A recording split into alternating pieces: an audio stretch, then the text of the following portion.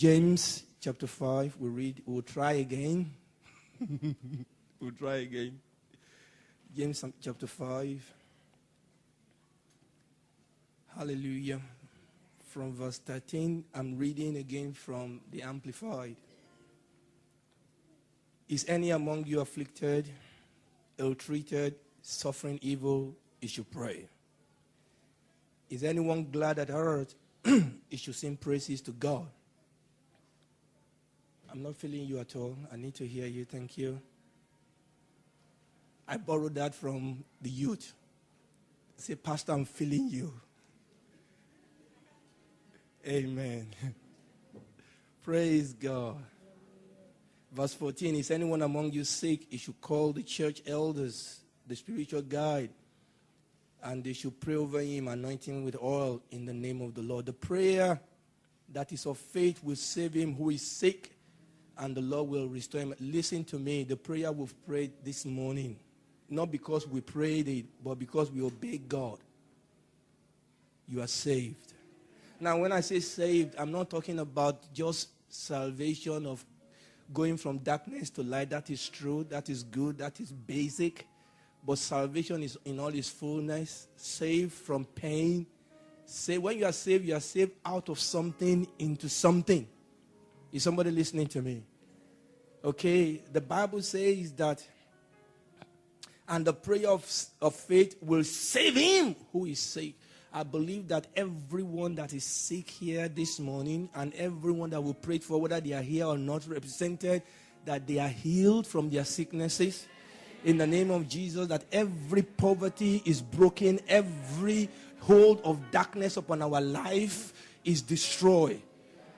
You know, as we were praying, I was saying, I just felt that weight of people that feel that their life, because of the experiences they've passed through, they just feel their life worth nothing, that nobody cares. In the name of Jesus, that load, that cloud is lifted.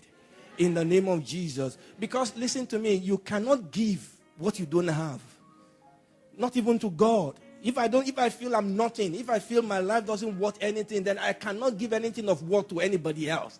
Not to my wife, not to my husband, not to my children, not to my parents, not to my friends. You understand what I'm saying? If I don't appreciate the goodness of God in me, no, we're not talking about pride. We are talking about God. I'm a child of God. No, I may have made mistakes. In fact, I may have been part of somebody else's mistakes. But I will not allow that to define me. Is somebody listening to me? I'm going to believe that the word of God is true. I'm going to hold on to it. I may have failed. I'm going to try again. Say unto the righteous, it is well with you. Is that somebody listening to me? It is well with you. It is well with your body. It is well with your home. It is well with your academics. The devil is a liar. And I'm telling you something, you will fulfill God's will concerning your life. It's not by power. It's not by might. It's by my spirit, says the Lord. It's by the Spirit of the Lord. Don't let fear paralyze you. Don't let past experience limit you. The Lord is your shepherd. You shall not want. His goodness, His mercy shall follow you all the days of your life. Enough is enough. Enough is enough. The Bible says that the prayer of faith will save the sick, and the Lord, listen to me, the Lord, it is the Lord. It is not Obama. It is the Lord. It is the Lord. Is somebody listening to me? Who is the Lord? Is the master of the universe. Listen to me. Is the one that holds the universe in his hands. Is the one that knows the number of strands of hair upon your head. Is the one that knows you before you were formed in your mother's womb. The Lord. Somebody said, I've never seen this guy preach like this before. Just wait until I remove my tie. Because the way I'm going now, somebody help me. But I'm telling myself, what are you doing? This is not the plan. No, it's the plan. Somebody listening to me, this is the plan. Because it's God's plan. Is somebody listening to me? The Lord. Say after me, the Lord. The Lord. You know, David told Goliath, he said, look, you came against me with sword and spear and all these things. But he said, I come against you in the name of the Lord of hosts. Who is the Lord? Is the King of kings. Is the Lord of lords. Is him with whom nothing shall be impossible. Is the Alpha and the Omega. He is the Lord. He's the one that makes a way where there's no way. He's the one that provides waters in the desert. He is the Lord. Who art thou, O mountain, before Zerubbabel? You shall be made low. Because it is the Lord. It is the Lord. It is the Lord. He said, I will help you. I will be with you even though you pass through the valley of shadow of death. You fear no evil because the Lord with you. Even when you pass through the fire, it shall not burn you. When you pass through the water, it will not overflow you because the Lord is your God. Is your Father. Is your guide. Is somebody listening to me? He said the Lord. But listen to this. Listen to this. Hallelujah. Hallelujah. Hallelujah. I'll read verse 15 again. And the prayer that is of faith will save him who is sick, and the Lord will restore. Woo! The Lord will restore. Listen to me. Every year, every time, everything that the cankerworm and caterpillar have eaten, the Lord will restore it. Look, maybe you are here, you'd never really experienced the love of a father. You didn't experience the love of a mother. Maybe you are even here, you have not, even though you are married, you've not really experienced the love of a husband. Not that of a wife. Listen, the Lord will restore. You may be here, you are a student. Oh, you feel that you've messed it up. The Lord will restore. It will restore confidence. It will restore health. It will restore you in your position, in your place of work, among your family. The Lord will restore. He said we should pray. That when we pray, He will restore. We trust God for restoration. Oh my goodness, there are things I want God to restore in my life. But I thank God because we have the assurance this morning that He will do it. He will restore. Hallelujah. Amen. He said, and the Lord will restore him. And if he has committed sin, he will be forgiven. You know, many of us, we find it difficult to receive forgiveness. The Lord will forgive. He is willing to forgive. We've made mistakes. We've been to places we should not be. We've seen things we should not say. We've said things we should not say.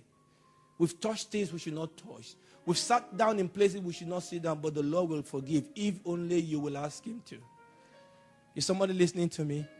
Don't let the devil or anybody tell you that what you've done is too much. You know, one of the things the devil does is that when you make a mistake, he says you've made a mistake anyway, you can as well keep going.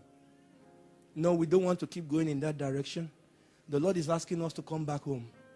He said, if we confess our sin, He's faithful and just to forgive us and to cleanse us. Is somebody listening to me? The Lord will restore. The Lord will cleanse. The Lord will forgive. There's a cleansing in the house, people. I feel the Lord is lifting burdens in the hearts. The Lord is providing help. The Lord will do it. Amen to Jesus. Verse 16, confess to one another herefore your fault, your slips, your false step, your offenses, your sin, and pray for one another. Pastor BC, please help me here. I'm finishing at 12:10, yeah? Good. All right. Because they are telling me I'm over time. Okay, fine. Verse 16 again. Confess to one another, therefore, your fault, your slips, your false step, your offenses, your sin, and pray also for one another that you may be healed and restored to a spiritual tone of mind and heart. The earnest, heartfelt, continued prayer of a righteous man makes tremendous power available, dynamic in its working. As you know, we're in the season of prayers. And from today, I hope you didn't eat your breakfast. Because from today we've started to pray and to fast, as you've heard during the announcement. So we're in that season, and what I wanted to do, what I felt the Lord wanted to do, was to begin to encourage us along the line of prayers. So in the first service, we went back to basics. We went back to the foundation of prayers, and we were asking ourselves, what is prayers? And what are the secrets of effective praying? And those are some of the things we were looking at. This afternoon, though, we're almost there. We're still not there. But this afternoon, though, I want us to focus on a man in that book of James.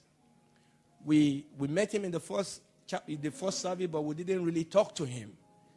But in this second service, we want to talk to him. It's the man that we see in verse 17, Elijah. Have you seen him? Go to verse 17 for me, please. Elijah. So we want to talk about this man. We want to take instruction from him. I kept him waiting all morning just to speak to you. Amen to Jesus. Elijah. Let's read verse 17. Elijah was a human being with a nature such as we have, with feelings, affection, and a constitution like ours. And he prayed earnestly for it not to rain. And no rain fell on earth for 3 years and 6 months. And then he prayed again. And the heavens supplied rain. And the land produced its crops as usual. Praise the Lord. So we want to take instruction from this man, Elijah. And I believe that as we move forward here, I believe that God wants this to be real to us. I believe God wants us to pray with knowledge. Because we can only get result if we pray right. We can only get result if we pray by faith. Amen. Now let's look at this. Come with me. The first thing we see here, and I want you to see this very, very well. The first thing we want to look at is who prayed. Is somebody listening to me? Yes, Elijah. So let's look at the question of who. The Bible tells us there that Elijah prayed. Amen. Elijah is a definite article. Elijah, somebody specific, somebody personally prayed. Elijah prayed. So I want it to be written of heaven concerning you and I and say Femi prayed. Is somebody listening to me? That Thomas prayed. That Ruth prayed. Is somebody listening to me? That when we pray, heaven will be able to say, and he prayed. Unfortunately, oftentimes we do a lot of things that we think that they are prayers and they are not really praying. Elijah prayed. Now, there's a way that Elijah prayed. If we have time, we'll go back to that. But let's keep going. Elijah prayed. Even though we are going to be praying as a body, but heaven must hear your voice as a person. Heaven must hear your voice. There must be power. There must be force. There must be energy in your prayers that reaches to heaven, and heaven will have a testimony and say, he prayed. Amen to Jesus. Elijah prayed. But who is Elijah? Elijah was a human being. In other words, a human being prayed. It was not an alien. It was not an angel. It was a human being, a man like me. Elijah prayed. Elijah, a man. Elijah, Elijah, a woman. And Elijah prayed. Is somebody listening to me? A man. Listen to me. It is men that praise. If you will not pray, if men will not pray, then nobody will pray. For stone to pray, they must be turned into human beings. You understand what I'm saying? We are the one. God has given us the responsibility as human beings to pray. It is our responsibility to pray. Elijah, a human being, but he didn't stop there with what? With a nature such as you. He was not a special human being. We are looking at the question of who prayed. Because sometimes we read about these people and we say, well, that was Elijah. Oh, well, that is Pastor BC. I mean, she can pray. That is senior pastor. They can pray. Listen to me. They are human beings just like you. Elijah, a man, not just a man with your limitations.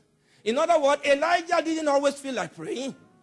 He had the same challenges that you have in the place of, he doubted. He ran away from Jezebel. He didn't even run. He ran so fast, he lost his heart. Somebody said, where did you? It's not in the Bible. I just...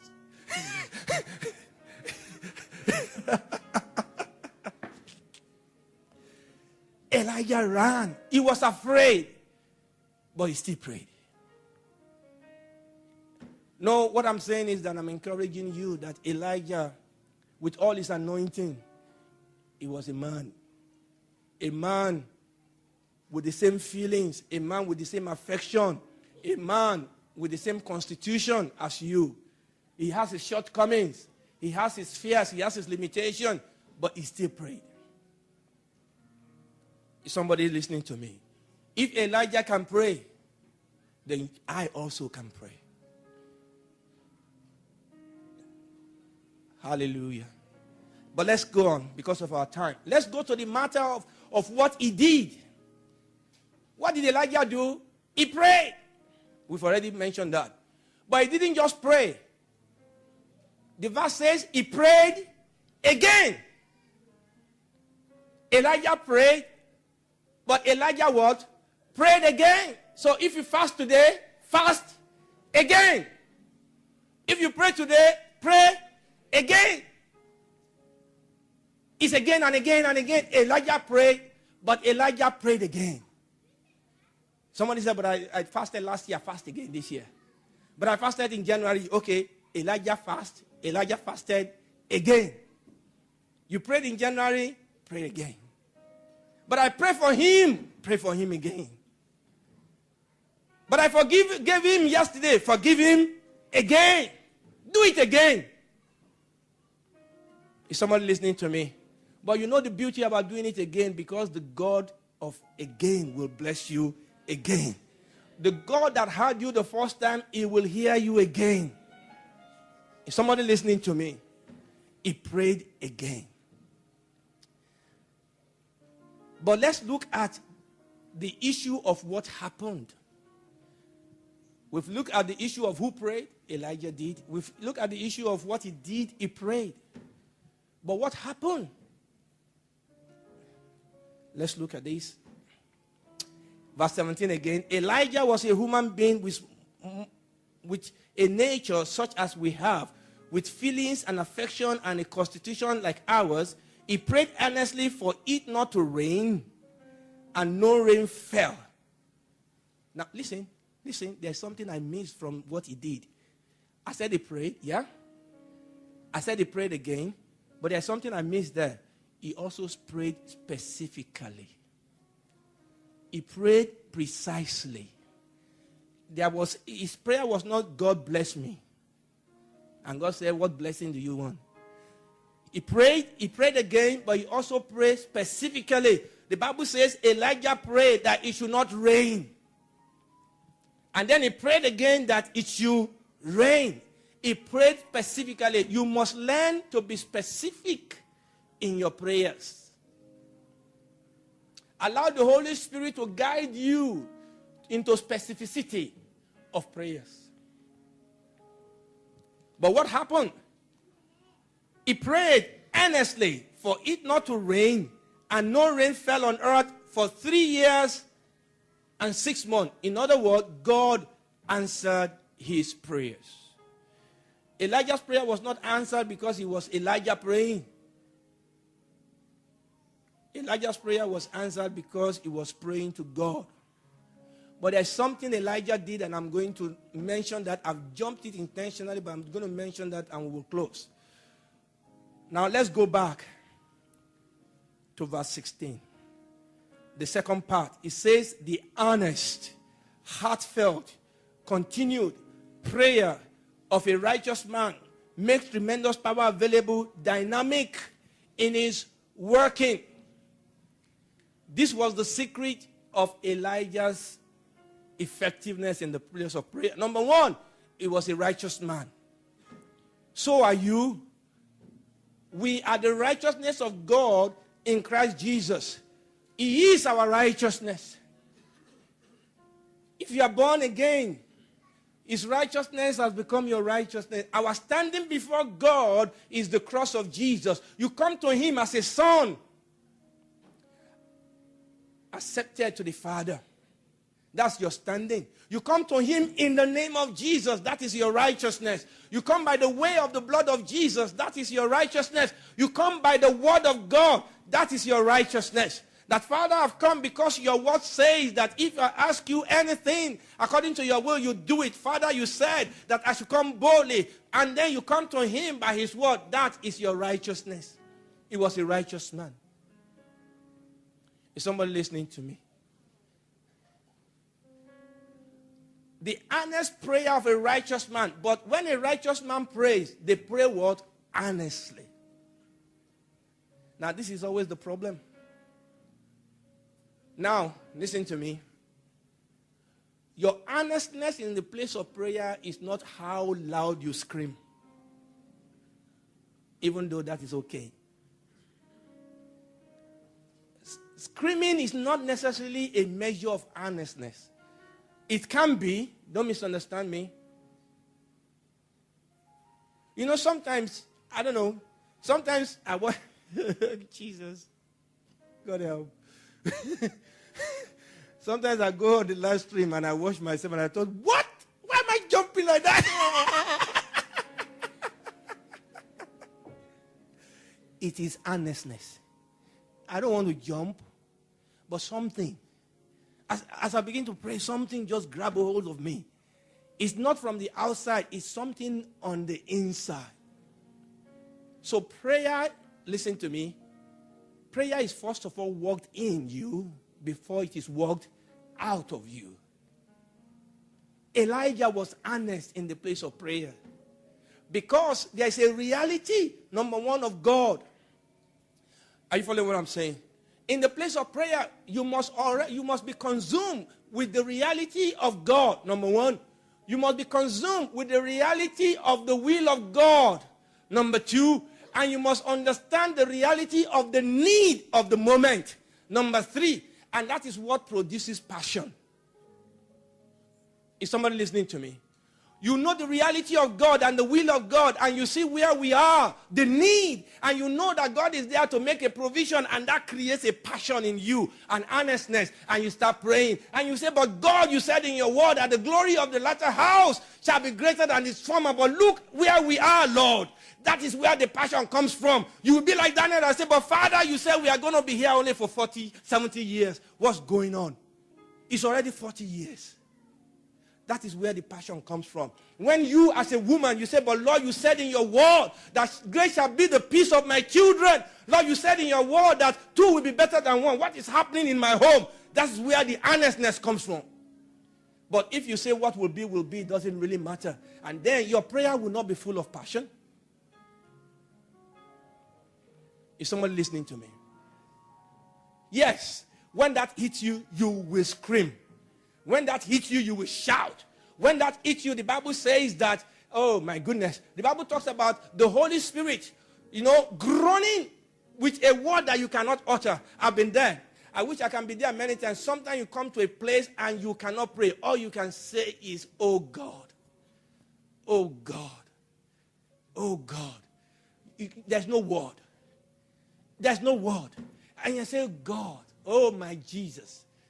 Because there's no word. Sometimes you're just there. It's like your heart is going to break. You know what you want to pray. But you know what the Bible says? The Bible says God knows the thought and the intent of your heart. Elijah Elijah, a righteous man, but he prayed earnestly. He prayed earnestly. He prayed specifically, and God answered him. Let's stand up.